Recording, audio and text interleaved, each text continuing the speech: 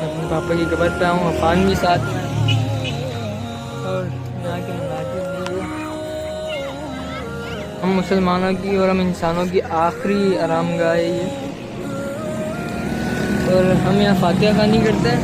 अभी बस मैं आया हूँ, मैंने फूल वगैरह डाले हैं यहाँ, बस मैं फातिहा खानी करूँगा और उसके बाद फिर तो जी फातिहा खानी कर ली है और हम यहाँ से जा रहे हैं। तो आ जाए, मैं आपको दिखाता हूँ, ये देखेंगे, ये मेरे फादर की कब्र है। और इतना एक यहाँ पे ये मंदिर देखें, मैं यहाँ आता हूँ सुकून एक मिल जाता है और उसके बाद जो है सारी थकावट दूर हो जाती है। जितने भी परेशान हो आप यहाँ आ जाओ, सारी परेशानी भूल जाओगे। और ये देखें,